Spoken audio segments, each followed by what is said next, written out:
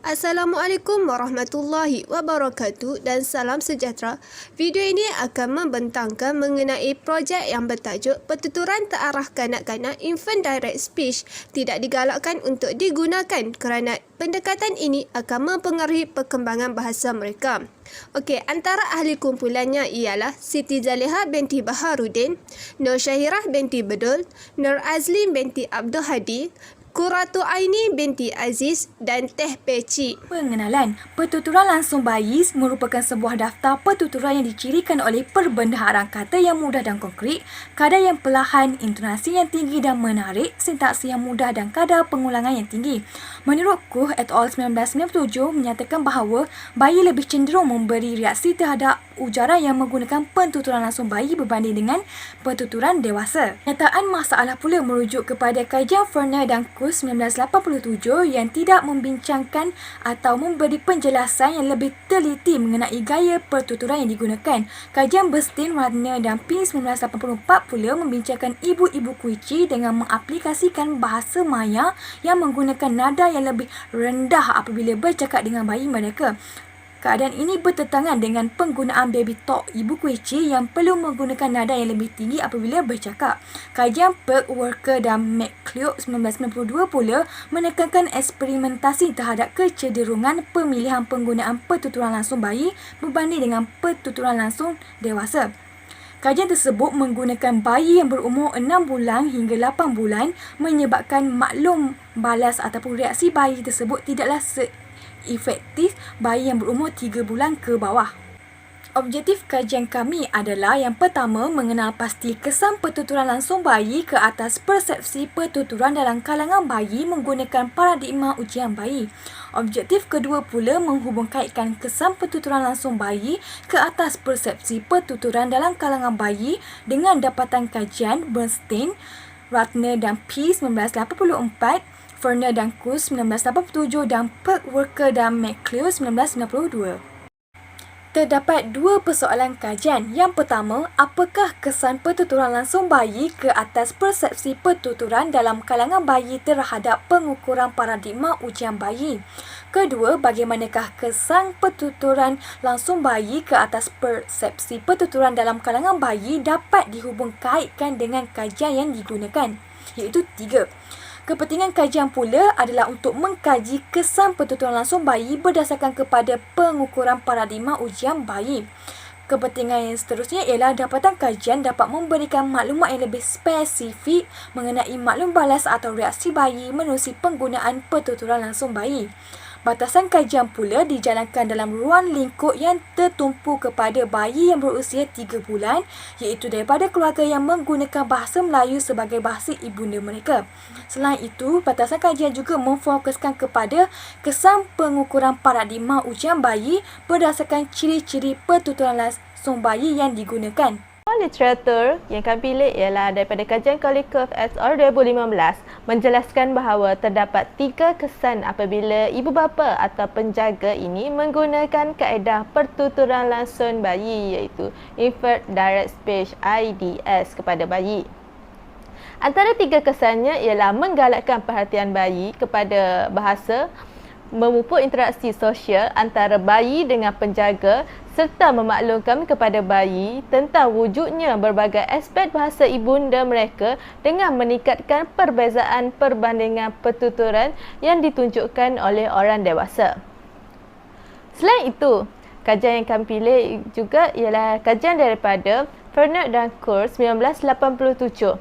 Artikelnya yang bertajuk Acoustic Determinants of Infant Preference for Mother Speech. Kajian ini dilakukan untuk menentukan sama ada bayi yang berumur 4 bulan apabila diberikan pilihan antara mendengar isyarat pendengaran diperoleh daripada ciri prosedik pertuturan langsung bayi atau daripada ciri prosedik perbualan dewasa biasa. Terdapat 3 uji kaji yang dijalankan iaitu uji kaji pertama menggunakan isyarat gelombang sinis yang diperoleh dan diperolehi daripada kontur sampel pertuturan langsung bayi. Uji kaji kedua pula melihat sama ada bayi lebih menyukai corak modulasi amplitude pertuturan langsung bayi berbanding perbualan dewasa dan membandingkan purata bilangan pusingan kepala dalam tempoh isyarat pertuturan langsung bayi dengan minit prestasi yang dijangkakan. Metodologi kajian yang digunakan dalam kajian kami ialah pendekatan kualitatif dalam pengumpulan data untuk mencapai kedua-dua objektif kajian ini. Kaedah pencukilan data digunakan sebagai medium utama kajian ini. Pengkaji akan menggunakan prosedur pertuturan langsung bayi iaitu dengan melibatkan pertuturan dengan kadar perlahan, intonasi berlebih-lebihan, kekerapan asas yang tinggi, pengulangan sintaksis mudah dan pembendaharaan kata yang mudah dan konkret. Reka bentuk dalam kajian ini menggunakan kaedah pemerhatian terhadap data kajian. Kaedah pemerhatian ini dijalankan dengan merekodkan pertuturan dan interaksi antara ibu dengan bayi dalam bentuk rakaman. Pengkaji akan melihat dan mengukur paradigma menghisap amplitude tinggi atau high amplitude saking paradigma dan prosedur balingan kepala terlazim conditional head turn produce sebagai tindak balas bayi tersebut terhadap pertuturan langsung bayi yang digunakan oleh ibunya sepanjang rakaman dijalankan. Okey, dapatan kajian yang pertama ialah paradigma menghisap amplitude tinggi. Okey, paradigma ini akan memanfaatkan refleksi atau tindak balas bayi yang mengeluarkan bunyi kuat semasa menghisap apabila mereka mendengar rangsangan bunyi. Oleh itu, paradigma ini sesuai digunakan dalam prosedur untuk menguji bayi bermula sejak lahir hingga 3 bulan. Hal ini kerana bayi tersebut berada dalam tempoh jangka waktu yang sensitif terhadap bunyi-bunyi yang akan mempengaruhi dan memberi kesan terhadap bahagian otak mereka. Berdasarkan uji kaji yang telah dilaksanakan oleh pengkaji terhadap bayi yang berumur 3 bulan yang telah dipakaikan puting kosong, mendapati bahawa terdapat 3 daripada 5 ciri-ciri pertuturan langsung bayi yang telah digunakan dalam rakaman tersebut. Antara ciri tersebut ialah intonasi berlebih-lebihan, pengulangan kata dan sintaksis mudah. Ketiga-tiga ciri tersebut dapat menghasilkan reaksi bayi terhadap pertuturan langsung bayi yang telah digunakan oleh ibu. Okey, yang pertama ialah intonasi berlebih-lebihan. Okey, tujuan perubahan corak pertuturan adalah untuk menarik perhatian bayi supaya dapat melaraskan cara pertuturan orang dewasa dengan tahap umur bayi tersebut semasa berinteraksi. Okey, perkara ini dapat dilihat menerusi rakaman yang telah menunjukkan bahawa ibunya menggunakan intonasi yang berbeza iaitu nada naik dan turun. Terdapat penekanan terhadap huruf vokal bagi sesuatu perkataan yang diujarkan oleh ibunya. Sebagai contoh perkataannya ialah adik dengan menekankan nada tinggi pada vokal A di awal kata. Dan perkataan jangan juga diberikan penekanan vokal A pada suku kata pertama. Hal ini adalah bertujuan untuk mempengaruhi bayi supaya memberi fokus terhadap interaksi yang dilakukan oleh ibunya. Okey, ciri yang kedua ialah pengulangan perkataan. Rakaman video telah menunjukkan bahawa ibu bayi tersebut mengulangi perkataan Kayla yang merupakan nama bayi tersebut. Pengulangan ini berlaku sebanyak 2 kali sebutan berturut-turut. Okey, pengulangan perkataan yang sama yang telah diulang-ulangi dapat mempengaruhi keupayaan bayi untuk mengingati perkataan tersebut. Hal ini disebabkan oleh kecenderungan daya ingatan bayi yang agak sensitif semasa berumur 3 bulan membolehkan pembelajaran bahasa diterapkan pada ketika itu. Okey, ciri yang ketiga ialah sintaksis mudah. Pertuturan langsung bayi membolehkan input secara akustik dibahagikan kepada perkataan dan frasa. Dalam rakaman yang telah dibuat, ibu bayi telah menggunakan frasa yang mudah seperti perkataan kenapa ni dan jangan tarik. Kedua-dua frasa ini berbentuk pendek. Okey, oleh itu ujaran fasa tersebut telah menyebabkan bayi masih menghisap puting walaupun secara perlahan dan mengangkat keningnya. Bayi tersebut juga menunjukkan reaksi untuk berinteraksi dengan ibunya dan keadaan ini dapat dilihat apabila bayi mengeluarkan bunyi-bunyi yang tidak dapat difahami seperti Okey, hal ini disebabkan oleh fasa tersebut berbentuk pertanyaan dan arahan yang menggalakkan bayi untuk memberi maklum balas atau tindak balas terhadap interaksi yang dilakukan oleh ibunya. Seterusnya ialah prosedur palingan kepala terlazim, Condition Head Turn Procedure. Menurut Werkel et al. 1997, prosedur palingan kepala terlazim merupakan antara prosedur yang paling serba boleh untuk membantu pengkaji memahami keupayaan persepsi pertuturan bayi dan bagaimana keupayaan ini berubah sebagai fungsi pengalaman dan perkembangan. Berdasarkan prosedur ini, bayi diajar untuk memalingkan kepalanya kepada bunyi atau perubahan bunyi yang dihasilkan oleh sesuatu atau seseorang. Berdasarkan uji kaji yang dilaksanakan oleh pengkaji terhadap bayi yang berumur 3 bulan, pengkaji mendapati prosedur palingan kepala terlazim berlaku apabila pertuturan langsung bayi digunakan oleh ibu tersebut. Rakaman tersebut telah memperlihatkan seorang ibu sedang berinteraksi dengan seorang bayi perempuan yang baring atas karpet semasa uji kaji dilaksanakan. Kelima-lima ciri pertuturan langsung bayi iaitu kadar perlahan, intonasi berlebih-lebihan, pengulangan, sintaksis mudah dan perbendaharaan kata yang mudah dan konkret telah digunakan oleh ibu bayi tersebut untuk mendapatkan tindak balas daripada bayi tersebut. Sebagai contoh untuk ciri sintaksis mudah, ibu bayi tersebut telah menggunakan frasa yang mudah seperti nak apa dan cakap apa. Kedua-dua frasa tersebut adalah berbentuk pendek dan lebih ringkas berbanding dengan ayat formal seperti awak hendak apa dan awak hendak cakap apa. Kita boleh lihat terdapat pengguguran subjek dalam ayat yang disebut oleh ibu bayi tersebut. Penggunaan frasa yang pendek seperti ini membolehkan bayi untuk memprosesnya dalam minda. Ujaran frasa tersebut menyebabkan bayi memalingkan kepala terhadap ibunya dan melihat ibunya dengan lama. Keadaan ini menunjukkan bahawa bayi sedang memberi perhatian terhadap ujaran ibunya. Hal ini telah menunjukkan ibu berjaya untuk menarik perhatian bayinya untuk turut serta dalam interaksi tersebut.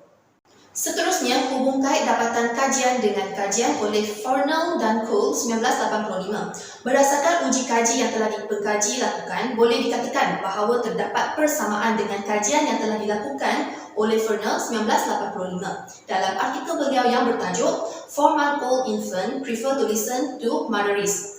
Dalam dapatan artikel ini, beliau telah mengkaji mengenai paradigma yang kedua, iaitu prosedur palingan kepala terlazim. Artikel ini mengkaji mengenai 4 orang bayi yang berumur 4 bulan yang telah diperdengarkan sampel suara 4 orang wanita dewasa yang berlainan. Tiada seorang daripada wanita-wanita tersebut merupakan ibu kepada bayi yang telah dijadikan subjek.